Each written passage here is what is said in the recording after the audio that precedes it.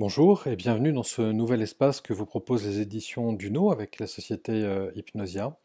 Un rendez-vous centré autour de la pratique de l'hypnose pour vous accompagner simplement dans cette période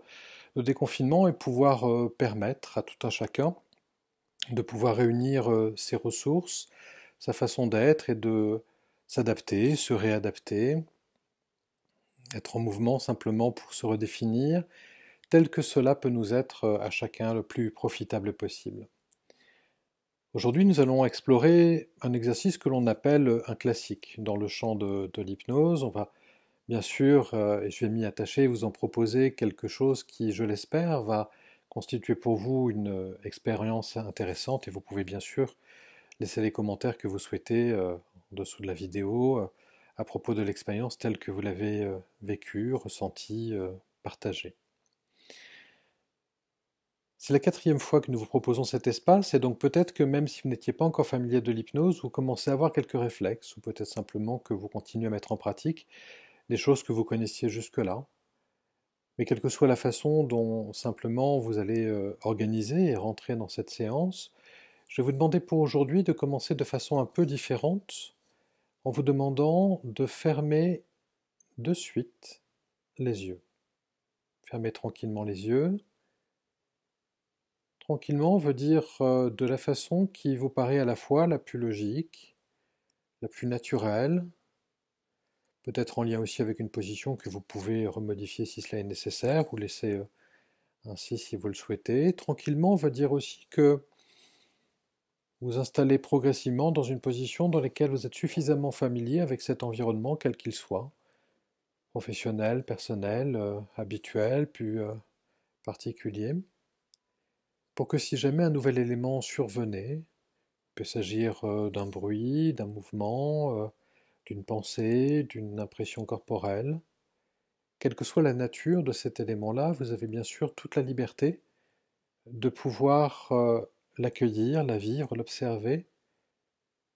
sans être autrement surpris, avec simplement la conviction que vous pouvez l'installer à l'intérieur de votre environnement. La position de tranquillité est essentiellement cela. C'est une position qui n'est pas forcément celle de la détente, mais qui veut simplement dire que l'on est en confort avec l'environnement suffisamment familier pour pouvoir accueillir ce qui vient au moment où cela vient. Et là, avec les yeux fermés, vous êtes bien sûr à l'intérieur de cet environnement, pour lequel je vais vous demander de pouvoir partir à la découverte des éléments sonores, également des éléments que vous renvoie votre corps, les ressentis corporels, juste pour pouvoir caractériser la façon dont vous ressentez cet environnement-là. Il y a des éléments que vous connaissez peut-être très bien, l'emplacement par exemple de la porte dans cette pièce. Il y a des éléments qui peut-être sont un peu moins connus, ou en tout cas un peu moins présents. Cela peut être la position exacte d'un bibelot, ça peut être le nombre de carreaux à une fenêtre, ou autre chose. Et si vous ne vous souveniez pas tout à fait de certains éléments qui font partie de votre environnement, avec les yeux fermés, libre à vous de pouvoir simplement compléter cet environnement comme bon vous semble, de la façon qui vous convient le mieux précisément, pour pouvoir développer cette position de tranquillité, de familiarité avec l'environnement, peu importe que ces éléments soient réels ou non, dès lors que vous vous sentez tranquille dans cet espace, tel que vous le composez, tel que vous le recomposez aussi peut-être. C'est simplement le lieu, l'espace, la pièce où se trouve la chaise, où vous vous trouvez, et que vous pouvez simplement, là, avec quelques mouvements de souffle, quelques impressions, percevoir en tant que tel, depuis la plante de vos pieds jusqu'à l'espace au-dessus de votre tête, beaucoup plus ouvert. Et puis cette pièce, là où se trouve la chaise où vous vous trouvez, elle fait partie d'une bâtisse, une maison ou bien un immeuble. Une bâtisse que là aussi vous connaissez, dont vous pouvez comme ça avoir quelques évocations, quelques éléments qui vous viennent à l'évocation de cette bâtisse, où se trouve la pièce, où se trouve la chaise où vous vous trouvez. Une bâtisse qui appartient à un quartier, à un environnement défini. Et peut-être y a-t-il quelques éléments qui sont assez typiques de ce quartier dans lequel vous vous trouvez, ou dans cet environnement. Un élément de verdure, un coin de rue, quelque chose qui généralement attire l'œil. Là aussi, juste de laisser venir ce qui vous vient au moment où, là ensemble, nous évoquons l'endroit où vous vous trouvez, le quartier naturel ou quartier de ville, peu importe, mais un quartier où se trouve la bâtisse, où se trouve la pièce, où se trouve la chaise, où vous vous trouvez. Ce quartier qui fait partie bien sûr d'une commune, là aussi, chaque ville possède ses caractéristiques, peut-être que vous vous situez un peu loin de la ville ou à l'intérieur, mais en tout cas vous appartenez à une commune. Et juste à l'évocation de ce nom-là, du nom de cette commune, là aussi certains éléments peuvent vous venir tout à fait naturellement, simplement. Des éléments qui caractérisent cette commune par rapport à une autre. Des éléments qui peut-être sont chargés un peu affectivement pour vous, qui au contraire sont anodins et vous ne savez pas trop pourquoi ils vous viennent en tête. Peu importe dès lors qu'il s'agit d'éléments qui appartiennent à la commune, où se trouve le quartier, où se trouve la bâtisse, où se trouve la pièce, où se trouve la chaise, où vous vous trouvez.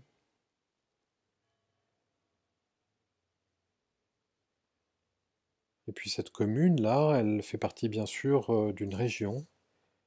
Nous avons la particularité d'avoir des régions dont l'identité culturelle est forte. Une région qui fait que aucune des régions ne correspond à une autre. Il peut y avoir des éléments bien sûr communs, mais chaque région possède son identité culturelle et juste à l'évocation de la région dans laquelle vous vous trouvez, là aussi de laisser venir les ressentis, les images, les impressions, les perceptions, tout ce qui est en lien avec l'identité de votre région. Ce qui caractérise l'endroit, la région où se trouve la ville, la commune, où se trouve le quartier, où se trouve la bâtisse, où se trouve la pièce, où se trouve la chaise où vous vous trouvez. Et cette région appartient bien sûr à un pays, la France en ce qui me concerne, où là aussi des éléments qui appartiennent à ce pays peuvent simplement vous venir en tête encore. Des éléments qui font que ce pays possède une identité, une âme, des éléments qui la définissent, qui là aussi peuvent être très connotés affectivement pour vous, ou bien être plus anodins, mais qui sont plus universels, les gens connaissent ces caractéristiques-là. Cela peut être encore une fois des éléments en termes d'information, mais aussi des ressentis, lorsque par exemple on traverse une frontière et on sent que l'on est dans son pays. Et peut-être, sans doute, avez-vous déjà, à un moment ou un autre, ressenti la façon dont votre corps vous fait ressentir que vous êtes chez vous, à l'intérieur d'un pays où se trouve la région, où se trouve la commune, où se trouve le quartier, où se trouve la bâtisse, où se trouve la pièce, où se trouve la chaise, où vous vous trouvez.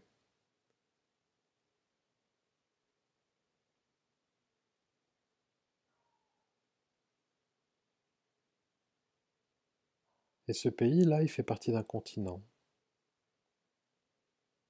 l'Europe. Un continent qui, là aussi, possède des caractéristiques en fonction des pays peut-être que vous connaissez ou dont vous savez qu'ils sont présents. Laissez venir simplement la façon dont votre corps peut vous évoquer des éléments en lien avec ce continent, l'Europe, où se trouve le pays, où se trouve la région, où se trouve la commune, où se trouve le quartier, où se trouve la bâtisse, où se trouve la pièce, où se trouve la chaise où vous vous trouvez.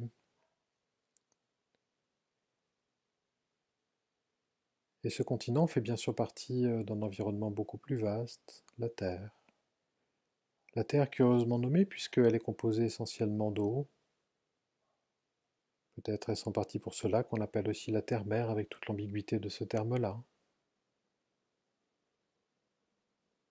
La Terre-Mère dont sans doute vous avez déjà vu des images un peu vues d'en haut, prises satellite ou de la station spatiale, ou simplement d'avoir une représentation qui vient. Parfois on peut rêver de cette terre-mère également. Juste quelques éléments qui distinguent notre planète, qui lui donnent une connotation, une saveur particulière. Là aussi peut-être un sentiment d'être simplement dans cet habitat particulier, où se trouve le continent, où se trouve le pays, où se trouve la région, où se trouve la commune, où se trouve le quartier, où se trouve la bâtisse, où se trouve la pièce, où se trouve la chaise, où vous vous trouvez.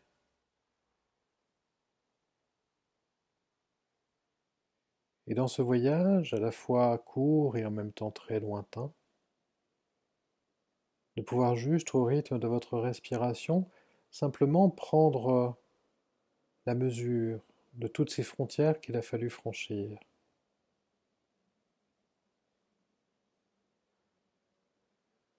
Et qu'au travers de ces frontières, à la façon dont vous vous êtes autorisé à ressentir et laisser venir des choses, quelque chose a pu se construire, se reconstruire, s'établir, étape après étape, à l'intérieur d'un environnement qui est un espace partagé.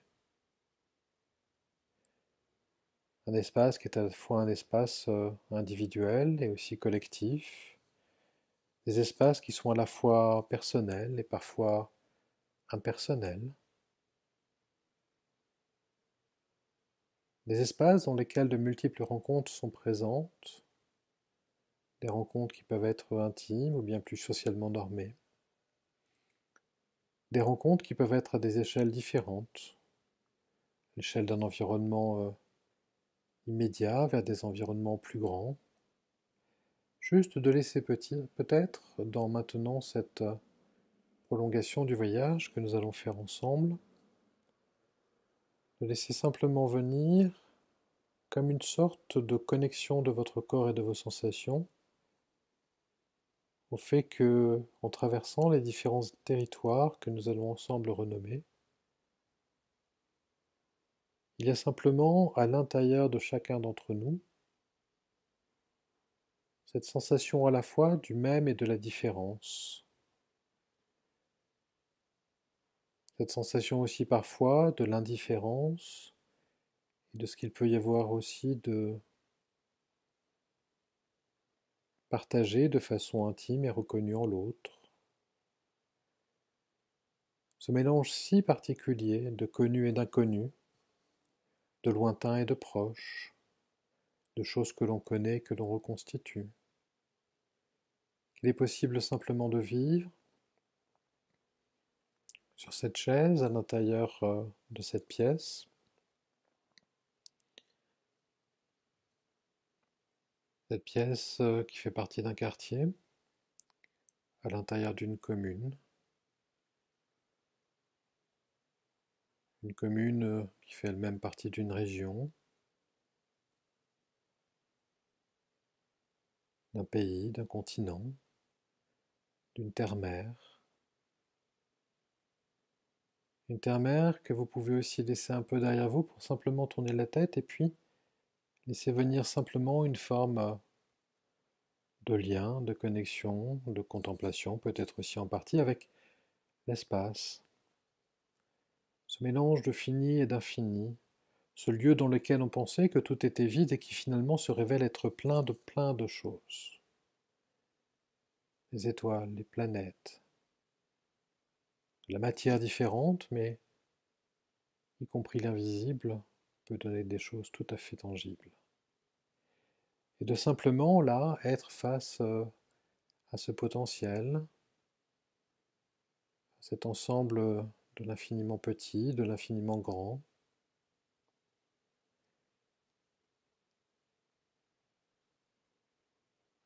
cet infiniment petit, cet infiniment grand comme un ensemble de potentiels auquel il est possible simplement de se connecter ou de ressentir alors que l'on fait partie d'une terre-mère, où se trouve le continent, où se trouve le pays, où se trouve la région, où se trouve la commune. où se trouve le quartier,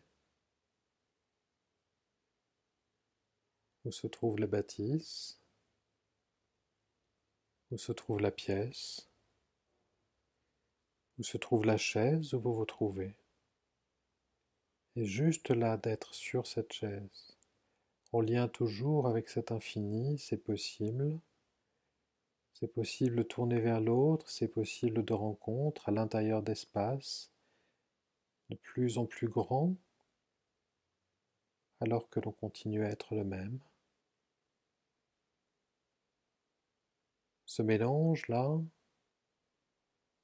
d'inconnu et de familiarité, de rencontres possibles telles que la réalité nous l'autorise, telles que nos pensées peuvent nous permettre de l'imaginer, des ressentis depuis l'endroit où vous vous trouvez, cette chaise, ce lieu, vous, vos espaces, vos familiarités, votre individualité. De bien ressentir au travers de votre respiration cet alignement, cette centration de votre corps, de vos pensées, de vos ressentis, et la possibilité à n'importe quel moment de vous réinscrire dans ce jeu de fini et d'infini, de grand et de petit, d'intimité et de socialement normé, d'ouverture